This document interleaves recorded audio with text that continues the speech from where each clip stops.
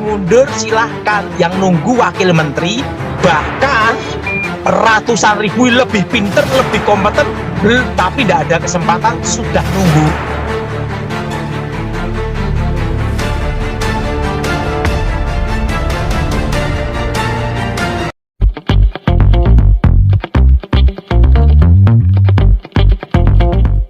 Shalom sahabat terang kemuliaan, apa kabar kalian semua? Senang rasanya bisa berjumpa lagi dengan kalian semua.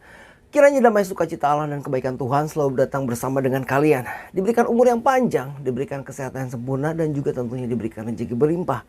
Dijauhkan dari segala sakit, penyakit, dan mara bahaya. Pada kesempatan kali ini kembali lagi kita akan mendengarkan pesan dari hamba Tuhan, yaitu Pastor Daud Tony atau Evangelis Daud Tony, masih berhubungan dengan pemerintahan. Jadi kali ini Daud Tony atau Pastor Daud Tony ini membahas tentang kementerian yang ada di kabinet Jokowi sekarang ya. Dan beberapa saat yang lalu, beberapa hari atau beberapa minggu yang lalu kita sempat dihebohkan dengan Sri Mulyani ya. Jadi diisukan bahwa Sri Mulyani mengundurkan diri dari kementerian Jokowi. Apakah itu benar atau tidak? Dan apa yang akan terjadi apabila menteri-menteri dari Jokowi ini pada cabut semua ya? Ini apakah berpengaruh atau tidak kepada pemerintahan Jokowi itu sendiri ya? Nah sahabat terang kemuliaan, sebelum kita lanjut ke dalam videonya, apa yang akan disampaikan oleh Evangelis Daud Tony atau Pastor Daud Tony, mari kita bersama-sama berdoa. Tuhan Allah Bapa kami yang bertata dalam kerajaan surga, terima kasih Tuhan Yesus, Engkau maha baik. Terima kasih Bapa, terima kasih kalau sampai hari ini kami bisa bernafas, kami bisa melakukan aktivitas kami dengan baik. Terima kasih Bapa. Ampuni kami, ampuni kesalahan kami ya Tuhan. Terima kasih Tuhan atas penyertaan-Mu. Bapa pimpin kami Tuhan, sebentar akan mendengarkan pesan-Mu Tuhan lewat Evangelis Daud Tony atau Pastor Daud Tony. Berkati kami semua, berikan kami hikmat marifat agar kami bisa mengerti. Di dalam nama Tuhan Yesus kami berdoa. Haleluya. Amin. Sahabat terang kemuliaan, sebelum kita dengar atau kita saksikan videonya, di sini akan saya sharingkan sebuah ayat yang kali ini saya ambil dari Yeremia 9 ayat 4. Yeremia 9 ayat 4. Silakan dibuka untuk kalian yang memiliki Alkitab bersama kalian. Yeremia 9 ayat 4. Yeremia pasal 9 ayat 4 di sini akan saya bacakan untuk kalian semua. Baiklah setiap orang berjaga-jaga terhadap temannya, dan janganlah percaya kepada saudara manapun. Sebab setiap saudara adalah penipu ulung, dan setiap teman berjalan kian kemari sebagai pemfitnah. Jadi di sini, di ayat ini, di sini diminta kita untuk berjaga-jaga. Bukan kita tidak bisa percaya sama orang ya, tapi jangan berharap kepada manusia. Itu intinya ya.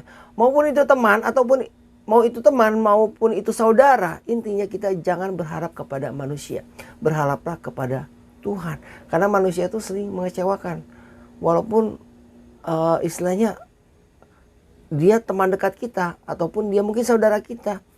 Tapi manusia tidak akan bisa memberi kita harapan pasti ya. Jadi berharaplah kepada Tuhan. Karena namanya manusia pasti bisa mengecewakanmu di suatu hari nanti. Nah, jadi lewat ayat ini diminta agar kita berjaga-jaga, jangan berharap pada manusia, dan kita juga harus bisa memilih mana teman yang baik untuk bergaul. Ya, karena tidak semua kita boleh berkenalan dengan siapa saja. Kita boleh berteman dengan manapun juga. Tetapi untuk berada dalam lingkungan dan kita bergaul secara lebih jauh, kita harus pandai pintar memilih gitu. Jadi agar kita tidak jatuh dalam pencobaan tentunya. Baiklah sahabat terang kemuliaan, sekali lagi saya ucapkan juga terima kasih kepada kalian semua atas dukungannya selama ini terhadap channel Terang Kemuliaan, dan dukung terus channel Terang Kemuliaan dengan cara apa? Tentunya dengan cara subscribe dan bagikan video-videonya kepada yang lain agar kiranya channel Terang Kemuliaan bisa menjadi berkat untuk yang lainnya. Sahabat Terang Kemuliaan, mari kita saksikan Pastor Daud Tony atau Evangelis tentang pesannya tentang pemerintahan kali ini. Tentang apa pesannya? Selamat menyaksikan.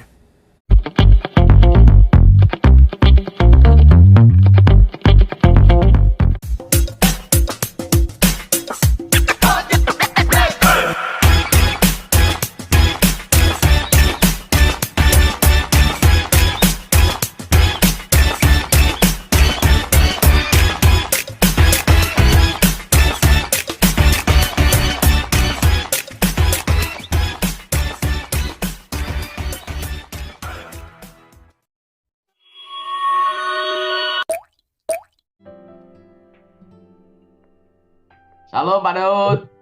Shalom Jonas. Apa kabar Pak? Oke, kita doa ya sekarang Jonas. Ya Pak. Aku mohon kuasa Yesus bekerja. Nyatakan kuasa-Mu Tuhan, awas pribadi Tuhan. Kerajaan Tuhan datang jam menjadi.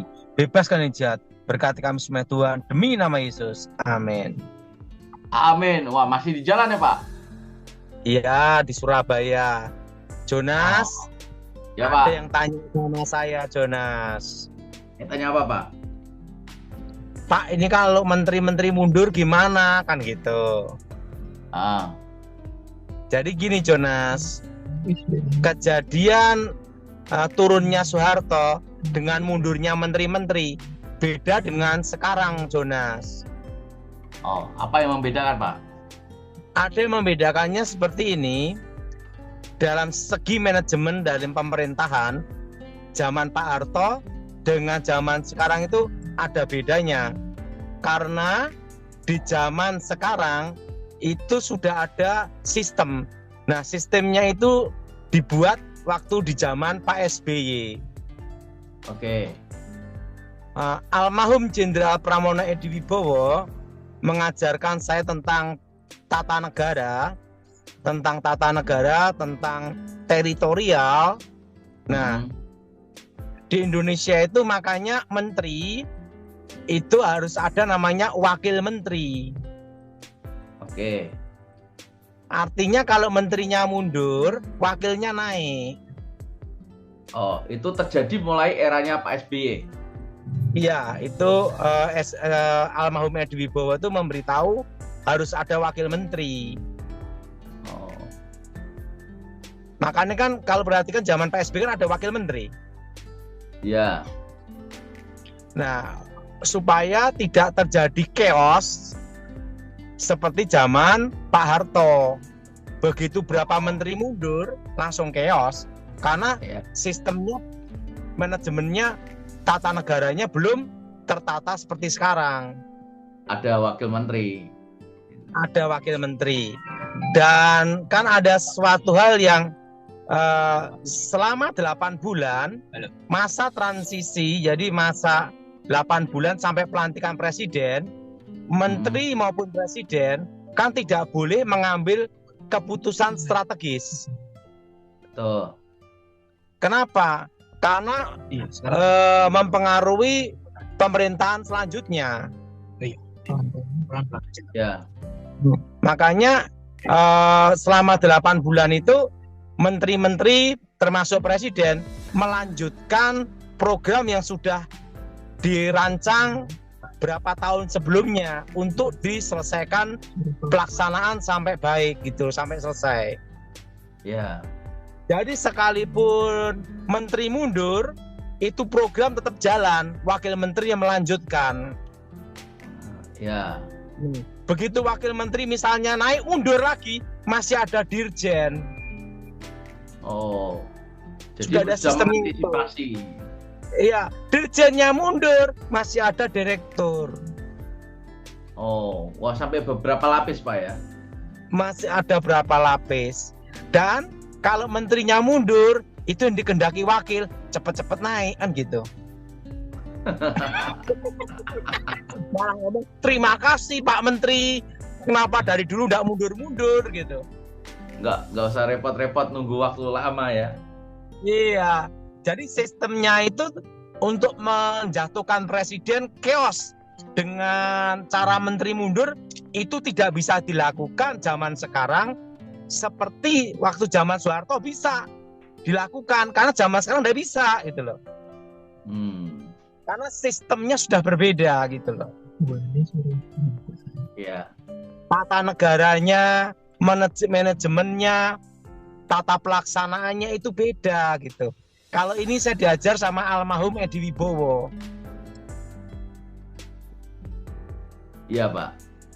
Jadi untuk menjatuhkan presiden itu tidak semudah itu gitu loh. Karena makanya Pak Presiden ya hanya tersenyum-senyum saja. Mau mundur silahkan, yang nunggu wakil menteri. Bahkan ratusan ribu lebih pinter, lebih kompeten, tapi tidak ada kesempatan, sudah nunggu. Termasuk Jonas juga mau jadi menteri kan? Mundur satu, yang nunggu ratusan ribu, bahkan jutaan. Jadi ingat, sistemnya itu sudah berbeda dengan zaman Pak Harto gitu loh. Sekarang ini sudah terbentuk sistem gitu loh. Iya. Gimana Jonas, paham? Ya paham Pak. Jadi memang benar-benar diantisipasi ya untuk negara, untuk rakyat. Itu zaman Pak SBY itu. Ya. Jadi saya kasih penjelasan sama almarhum Jenderal Hadi Wibowo untuk membentuk namanya wakil menteri itu tujuannya itu untuk menghindari impeachment, penjatuhan presiden.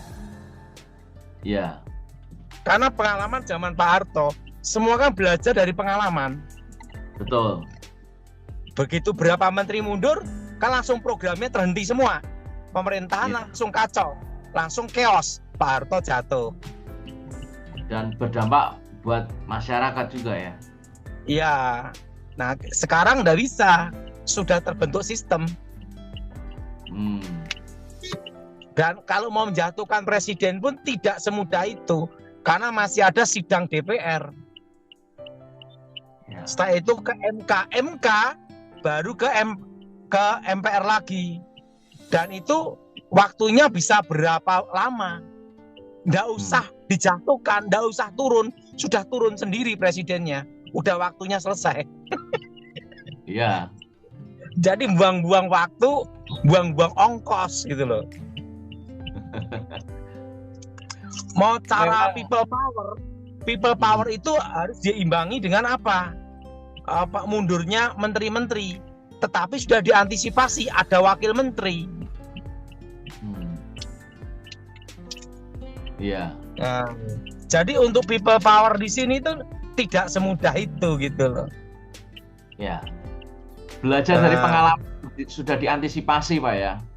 People power itu kan waktu terjadi 98 sehingga menteri-menteri mundur. Begitu menteri mundur, program terputus, tidak ada pelaksana, terjadilah chaos. Iya Pak. Nah, Presiden Soeharto jatuh. Karena waktu itu tidak ada wakil menteri. Iya. Jadi pelaksanaannya selanjutnya programnya terhenti semua. Iya. Kalau sekarang menterinya mundur pun wakil menteri ngomong terima kasih, kenapa dari dulu mundur-mundur gitu loh.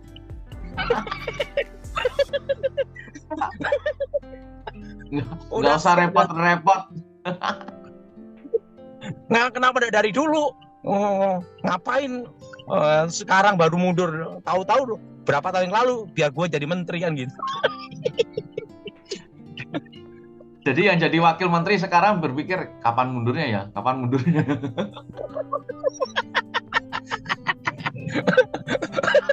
Kan langsung naik jadi menteri. Karena itu nggak ada sistemnya. Dan itu adalah hak prerogatif presiden. Iya. Tiba-tiba presiden tunjuk menterinya ini, tapi pelaksanaan tetap terlaksana dengan baik karena sudah sistemnya programnya sudah ada gitu loh. Kalau Pak Daud ditunjuk gimana Pak jadi menteri Pak? Wah, saya mau tapi tidak ada yang milih karena tidak bisa potensi untuk mimpin menteri, tidak bisa memimpin diri sendiri aja. Kalau ditunjuk pasti mau, kapan lagi? Nggak usah munafik, muka nabi pikiran kotor. Penting mau dulu urusan belakang. Walaupun setelah itu jadi menteri namanya menteri angin ribut. bikin pusing di mana-mana. Makanya kita tahu dirilah, nggak usah jadi menteri. Karena apa? Kita nggak ada potensi di situ. Udah paham Jonas? Ya paham Pak. Pahamnya gimana Jonas? Sistemnya udah beda gitu loh. Betul. Ya sekarang ada sistem yang luar biasa berlapis-lapis.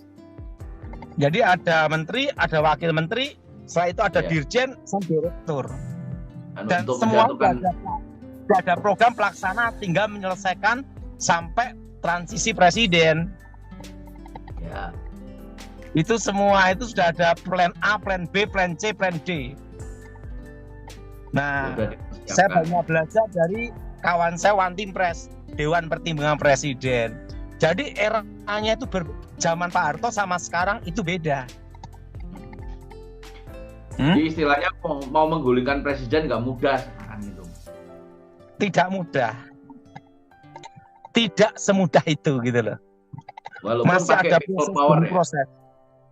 People power pun harus ada yang namanya itu dasar hukum. Presiden itu bisa dijatuhkan bila dia berkhianat, mengkhianati negara. Nah, yang jadi pertanyaan, Pak Jokowi kan ini melakukan sesuai undang-undang konstitusi, undang-undang. Ya sudah, nggak ada alasan untuk menjatuhkan, susah. Dan itu pun harus ada namanya sidang istimewa kan? Ya, Gimana menurut pendapat saya, Jonas? iya Pak, setuju Pak. Jadi sistemnya ini penting ya. Jadi itu namanya sistem tata negara yang sudah manajemennya diatur dengan baik, Jonas. Beda dengan zaman Pak Harto. Ya, belum ada sistem. Sistem itu dimatangkan zaman Pak SBY. Iya Pak. Loh, Jonas, nah itulah namanya Wantimpres itu memberi pertimbangan-pertimbangan. Ya, tugasnya di situ ya. Gimana pendapat saya berkata tuh, Jonas? Setuju Pak. Jadi ribut-ribut menteri mundur. Yang terima kasih wakil menteri.